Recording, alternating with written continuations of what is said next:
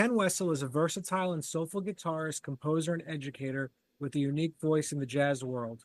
Known for his work with revolutionary jazz artist Ornette Coleman as a member of Primetime, Ken has performed in 27 countries, appearing at major jazz festivals, concert halls, and with orchestras like the New York Philharmonic. His music explores intersections of jazz and Indian music, collaborating with global artists such as Badal Roy and Debashish Bhattacharya. A dedicated educator and composer, Wessel continues to inspire through master classes, acclaimed recordings like Unstrung and Weights and Measures, and a career that bridges tradition and innovation. So, Ken, good to see you. Thanks for joining me today. Oh, thanks for having me. Yeah, Pleasure my, being here. yeah, my pleasure. So kind of talk to me about what's coming up for you in the new year and everything. Are you still teaching in New York right now? Yeah, I'm actually teaching a lot right now, Yeah. and it's great. Yeah, I'm I teach at the Manhattan School of Music, which is a block away from me. I just started there this year, so that's that's been great. And That's sort of your home base, right? what's You're that? teaching? Well, I'm sort of new at the Manhattan School. But I do live in New York, and I'm also teaching at City College and Western Connecticut State University in Danbury, and I teach at a workshop called the New York Jazz Workshop in Midtown Manhattan. So I'm sort of, you know, here and there, uh, but I love teaching, so it's been good. The guitar's in the hands a lot. Yes, Yeah. yeah. So So what, I'm sure there's a difference in, these different programs and everything. Do you kind of have the freedom to structure the curriculum, you know, the way you want to, or, to have carte blanche, so to speak, in these, institutions? I guess so. Um, yeah. I mean, I feel like there's certain things that I do want to um, you know uh, expose my students to, uh, and if I'm teaching private lessons, everything is going to be a little different with everybody, just because people have different ways of processing information, or different stylistic leanings, or um, different levels.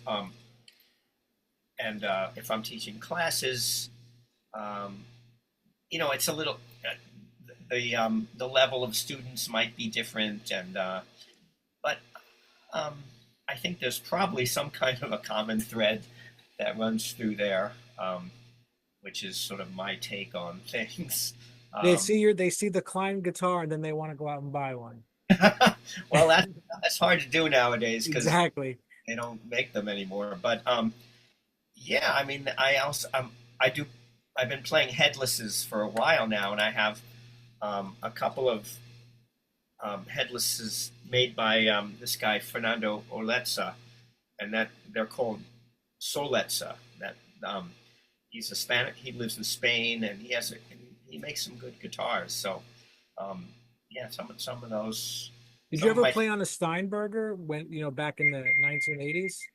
um, I never had a Steinberger. No, I played one. I played some, but I never had a Steinberger. The Klein actually, that was sort of a. I think that was Steve Klein's response to the Steinberger, because he ended up using the Steinberger bridge, and for his Klein guitars. Oh, I didn't know that. Yeah, no, both of my Kleins have Steinberger bridges on them. What Um, drew you to those guitars originally as opposed to playing an arch top or a Strat? Can you talk a little bit about that? Because first of all, they feel beautiful. I played one before. The tone is remarkable. So, kind of talk to me a little bit about what drew you to those, because those are special guitars. yeah, it's interesting, and I agree that they really sound nice, and I'm trying to remember exactly what I certainly I learned about the Kleins from listening to Bill Frisell and watching Frisell because he early on in the '90s and maybe before, well, maybe '90s, he was playing Klein pretty exclusively, and I had a little bit of tendonitis and stuff, and I thought, maybe I should go for a guitar that was a little bit, being a small guy, which you can't tell from me sitting down, but anybody who sees me walking around will see that. But a regular guitar like an arch top, it's not made for small guys, like those L6s or L5s or whatever, um, and you sort of have to bring the guitar over this way to really get it into your midsection there. And there's something about the Klein. It's very ergonomically designed, and he even cut the body shape so it sort of sits right here. Did Mick Goodrick play a Klein too? Yes, Mick Goodrick played a Klein, and pretty much had the same one that the original one that I bought. Mick had that also, yeah. And it just feels like when you put it on, either standing up or sitting down, it's right here. It's not like this, and you got to pull it over. The other thing about Klein, which is probably it's very unique about the Klein, in addition to the headless element of it, is that Steve Klein designed the neck and the fingerboard. It's just one piece of rosewood. It's not a glued together neck and fingerboard. So it's one piece of rosewood that he cut the frets into. So his idea was, why would I cut a hole in the middle of a piece of wood to put a truss rod in to make it more stable? Why would I cut a hole in a piece of wood to make it more stable? It's just it's like a baseball bat. So, and he's right in a way, because I think the reason the Kleins sound like they do is because it's just that solid piece of wood with an incredible, response and resonance. It's not two pieces glued together of different woods that, warp and bend at different rates. So his idea that he didn't think that these guitars would move. Yeah, and I was watching a video of you playing with Bruce Arnold. Yeah, Duo. It sounded yeah. Nice. I love the sound of it. But the thing about it is wood, and it does move a little bit. It doesn't move, like in the weather changes, summer or whatever. When the weather gets extreme, the wood moves. It's wood, even if it's not two pieces glued together or whatever. But it doesn't move like my other guitars that have truss rods. But when it does move, you can't adjust it. So you have to get fret work done on it. Right. That's a drag, sort of. And so for a long time I was, man, I love this guitar, but once every year or two, I have to get the frets shaved because of the wood. The wood's moved a little bit, and then I got another Klein that a friend of mine sold me, Amanda Monaco. She had a Klein with a trans trem, and that's an incredible. It's an incredible thing, but the trans trems are too squirrely. You know what an Aeroband guitar is? Aeroband. Yeah, they just came out. So it's basically it's a guitar. It's almost like it's like a synth guitar in a sense, but it's like there's no actual strings on the neck. It's like just silicone that feel like nylon strings in a sense, but they don't move up and down. You push on them and you can get these sounds like a piano on it. They're really cool. But when you had mentioned that the tendonitis, it made me think of it because it's so easy to play this thing, and it's just kind of fun too. I thought you might think it's. So you're just touching the The Yeah, you're just touching, but but there are some like little strings in the body that they don't make any sound. But they're like about this big or so, and they're shaped from like the low E to the high E. Those you pick. That's what gives you the sound with the picking. But the neck is actually just the neck with these silicone, I guess yeah, they're pretty cool, but I'm just curious if you had heard of I those or haven't not. heard about those, but anyway, so I have a couple of these Solezza too, and he's great. He's making some nice instruments with a truss rod, and not with Steinberger bridge. He has his own thing, and so I don't know. I'd like to have a lot more guitars, but I So, like what I play. So, I imagine you've had so many students over the years who have inspired you, um, and you're gaining as much from them as they're yeah, gaining from you. Have yes. there been any that you know when it comes that really stand out over the years, from your perspective? Um, um, there have I have taught a lot of students. Uh, there's this the one that comes to mind right away is this young woman. Her name is Abby Zachko. You're all going to be hearing about her soon, but she um, she just graduated from Berkeley, I guess about a year ago, um, and she studied with me sort of as a teenager, like from 11 until she went to college. Um, and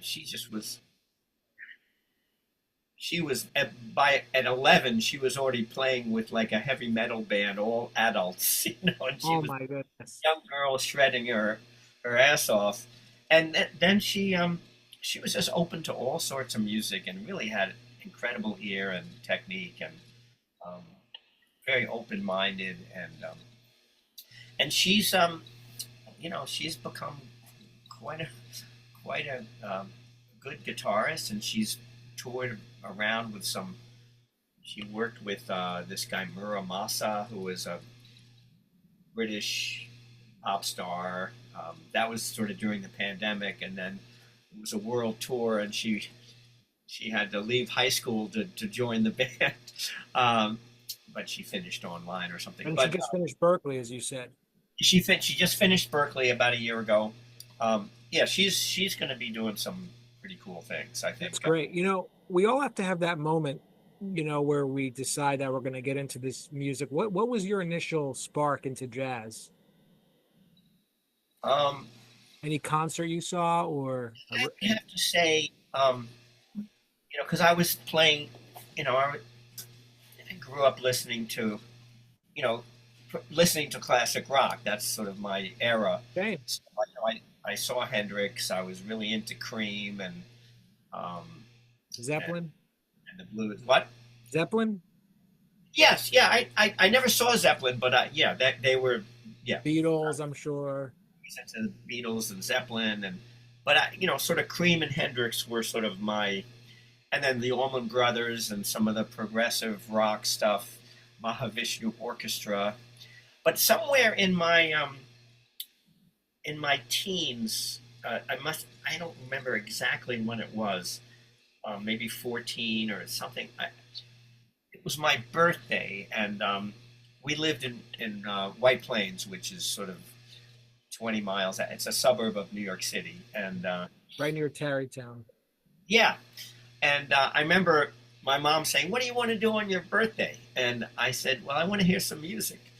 And so we looked in the New Yorker magazine, which really wasn't a it's not really a jazz publication by any means, but there was a club that we looked at called the Guitar, and I had no idea. I never heard any jazz live, and um, I just said I want to go there. So we went. This suburban family drove into the city. Again, I was 13 or 14 or something, and it was in Hell's Kitchen, this club on on the west side in the 50s. and it was Jim Hall and Ron Carter, Whoa. and Whoa. maybe there were like 3 tables of people in there, and I remember just sitting right up there, and I was playing in a band and playing rock and roll and blues and stuff, and I just looked at this guitarist like, what's he doing? He's not using these pentatonic shapes that I knew. He's going all over the neck, creating these beautiful melodies, and it just sort of unhooked me from whatever I had already been expecting. And then did you go out and like buy some of his records after that? Yes, I mean, shortly I started to check out jazz after that. Wes Montgomery and Jim Hall, and it was interesting. Just a funny story. No, this is where the good stuff comes. Well, no, it's fun. I wrote an article a couple of years ago for Downbeat, because I've always thought that Jim Hall's playing on in Sonny Rollins' band, The Bridge, that great record. That there's a song on that first record without a song. That I've always felt that's like the key if you want to know how to, as a guitarist, play in a band.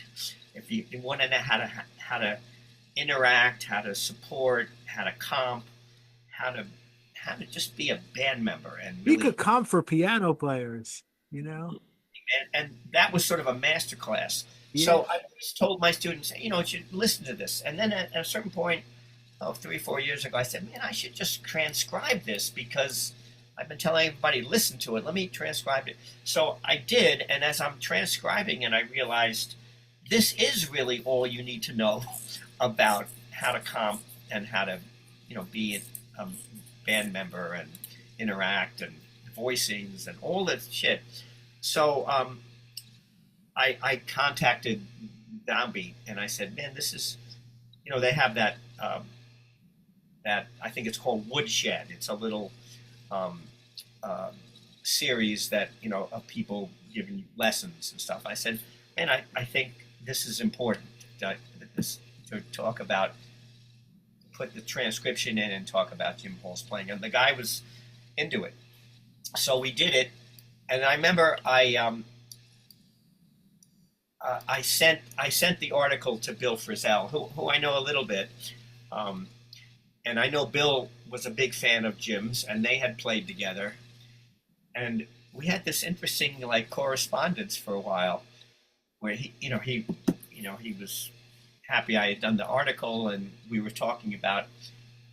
He said the first time I saw Jim, man, it was at this club called The Guitar, with Ron Carter, and he was in town, I think, with his father from Denver. I said, man, it was probably the same week that I was there. So we had this funny conversation about both being sort of knocked, having our socks knocked off by Jim Hall, probably at the same club the same week, in the whatever year that was. I don't know. So anyway. Yeah, that's I mean, my favorite solo of his is on Interplay, the Interplay on Bill Yeah. Evans. Yeah. Oh, that's So simple, but just from the heart. yeah. No, Jim was sort of in a way the father of modern guitar, Yeah. modern jazz guitar. So when you went and saw him play, did you understand at the level of the improvisation it was, or were you just taking it in just sonically? Had no idea what he was doing. I was like, what?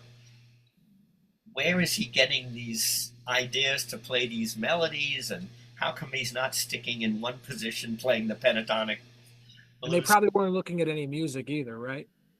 No. I just, it's sort of this is a whole nother dimension, So yeah.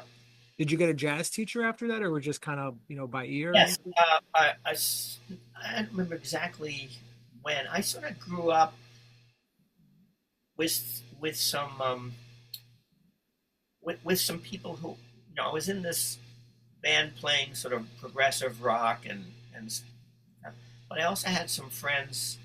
Was a really wonderful vibraphonist. His name is Rob Waring, and he lives in Oslo. He's been living in Norway for about 40 years, but we grew up together, and he was a bandmate and a friend and a mentor too. He really sort of had a lot of. I learned a lot about sort of the physics and mechanics of music and harmony from Rob. And then there's another friend of mine, Michael Dolan, who's a great flutist, um, who still lives in the city. And we had a band together, and Mike just had a lot of the more um, emotional and dramatic side of like what goes into music, and I just felt like I had a nice grounding with some peers, and then I did end up.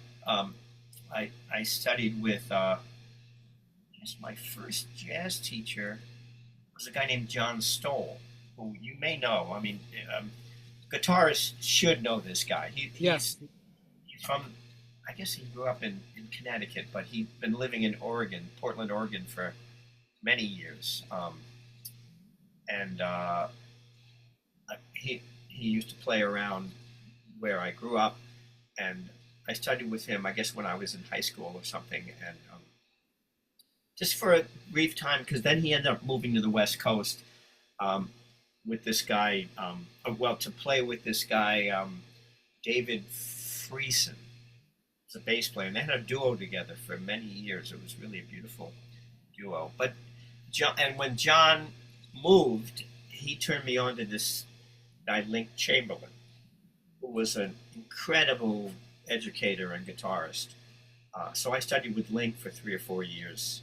Um, he lived in, I guess he was in Norwalk, Connecticut, and then he moved up to Candlewood Lake. But he was a really incredible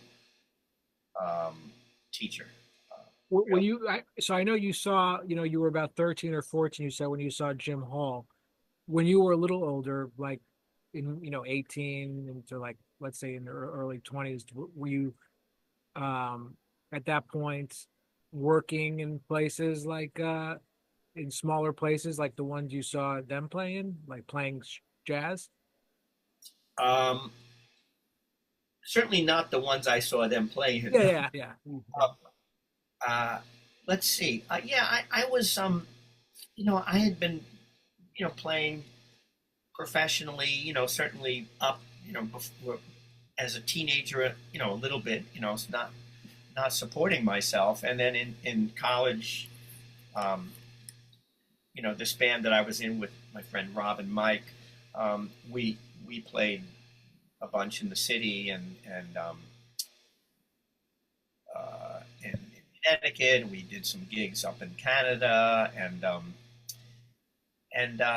yeah. So when I moved to the city after school, um, I was, I wouldn't say I was working a lot, but I was, freelancing, playing in Yeah. some smaller clubs in You town. used the word freelancing, and I know, probably around that time, it was just way more for a guitarist to work, right? Like make a living Yeah, in yeah, that sense. definitely. Freelancing.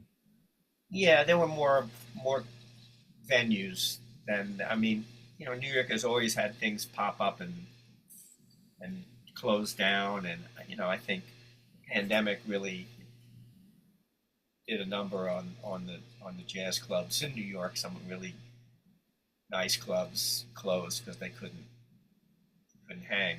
Unfortunately, right? Yeah, yeah, and no, but things have moved. I mean, now there's a lot more stuff in Brooklyn, uh, and not as much in Manhattan.